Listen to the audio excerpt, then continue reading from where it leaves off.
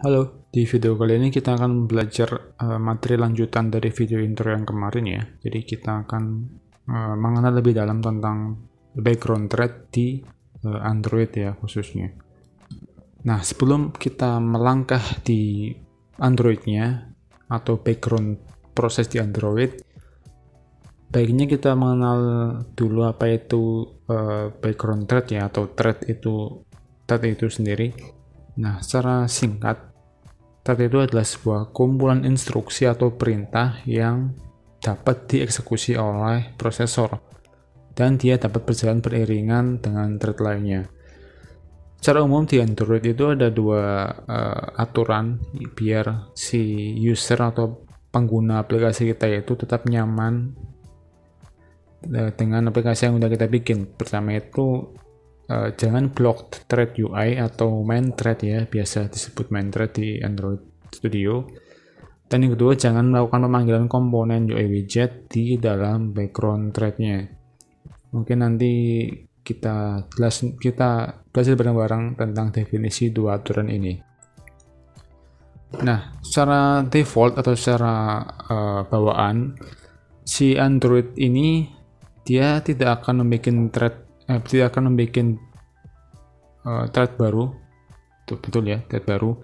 Jadi dia semua prosesnya akan dilakukan di main thread atau UI thread.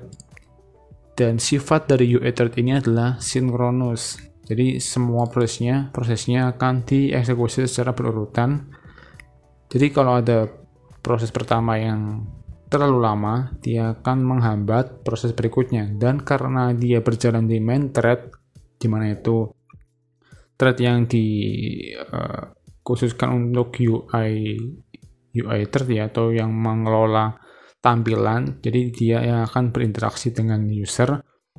Kalau terlalu lama menunggu, otomatis si aplikasi tidak akan merespon ketika user melakukan interaksi, misal di swipe atau diklik, dia kan nggak akan merespon karena dia menunggu proses dari thread berikutnya, thread sebelumnya selesai dulu, kayak gitu. Dan itu akan menimbulkan namanya lagging, dan itu menimbulkan pengalaman yang kurang baik bagi si pengguna.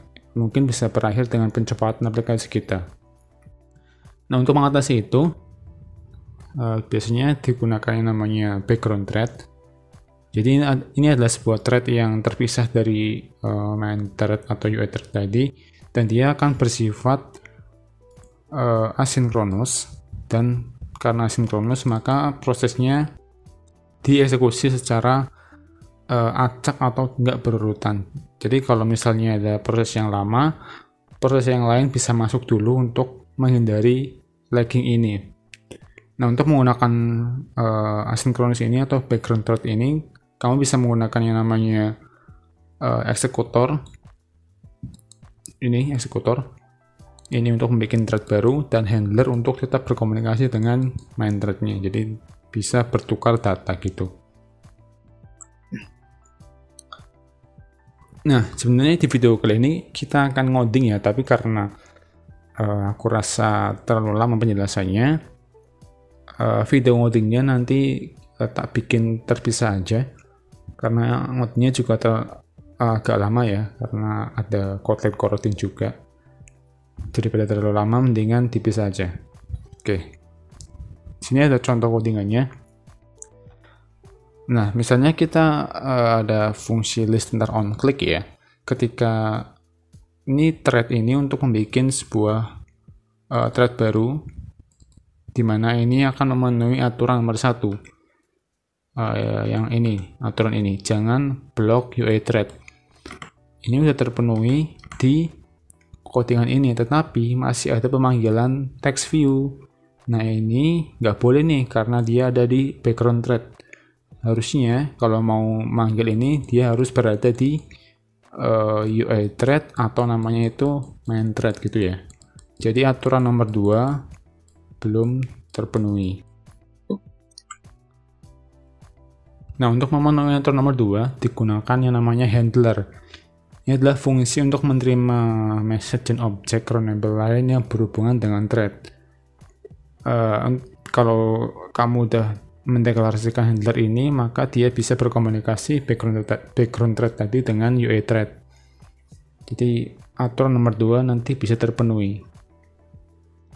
Nah, kalau eksekutor itu sebuah komponen yang dapat melakukan manajemen beberapa thread sekaligus. Sini bisa pakai yang ada beberapa itu ya. Fungsi ada new single thread, new fixed thread, sama new cached thread. Kalau single itu bikin satu aja threadnya. Terus kalau fixed thread nanti sesuai kebutuhan, misalnya 10 tulis saja 10. Kalau cached thread ini akan dibuat sesuai dengan kebutuhan yang kamu butuhin.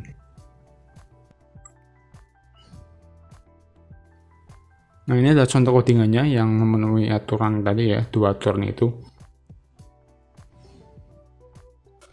Pertama, kita harus bikin thread baru menggunakan eksekutor kayak gini.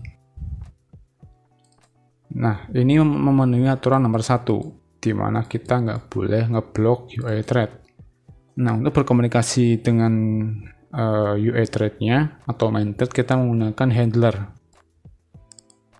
Dia akan berpindah ke UA thread, jadi pemanggilan text view-nya yang tadinya langsung nih di sini di background proses, kita beralih di handler, jadi tetap memenuhi aturan yang nomor 2 tadi.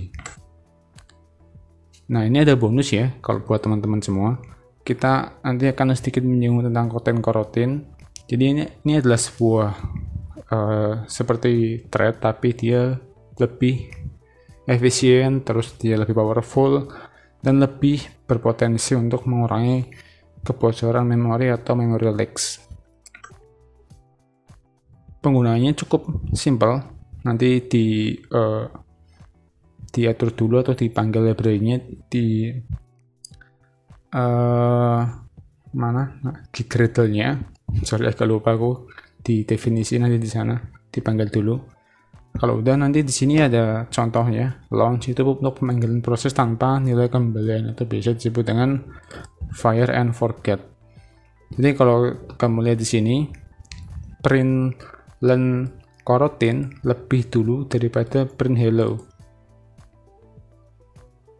Jadi harusnya kan secara default ya, kalau di program ini dicetak dulu baru ini. Tapi karena ini ada fungsi delay di dalam fungsi launch-nya, maka yang dieksekusi dulu adalah println ini. Kenapa? Karena dia akan delay selama 1 detik baru dieksekusi, dan ini nggak akan mengganggu UA thread, jadi dia aman, nggak akan nge-lag. Kemudian ada asynchronous, pemanggilan proses dengan menunggu nilai kembalian dengan bentuk deferred. Misalnya nih, ini ada fungsi suspend function get number ya, akan menghasilkan output itu 6, tapi delaynya 1 detik. Nah, dia akan dimasukkan ke dalam variable force dan akan digunakan asynchronous get number. Jadi dia akan menunggu nih await ya sampai nanti dicetak ke dalam konsol.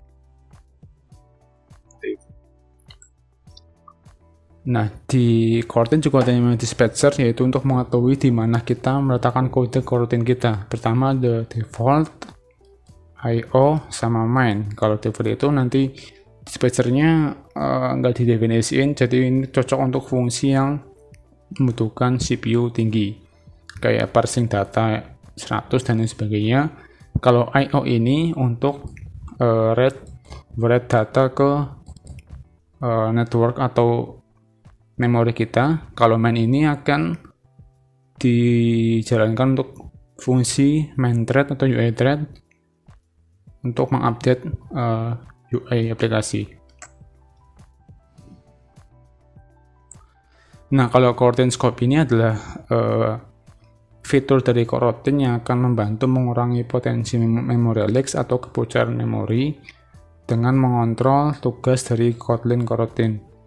Kalau coroutine scope ini untuk melacak coroutine yang sedang berjalan di dalamnya. Kalau life cycle ini sesuai dengan urutan life cycle di Android, kayak activity atau fragment. Nah, kalau pakai lifecycle ini, sistem akan membatalkan coroutine secara otomatis ketika lifecycle masuk ke dalam mati atau masuk ke dalam fungsi onDestroy. Kalau vModel itu dipakai kalau kita menggunakan vModel dan sistem akan membatalkan coroutine ketika vModel dibersihkan atau on-cleared. Oke, mungkin sampai sini dulu ya penjelasan dari background thread. Nanti video berikutnya kita akan ngoding dan implementasi background thread, handler sama eksekutor, dan Kotlin coroutine. Sampai jumpa di video berikutnya dan dadah.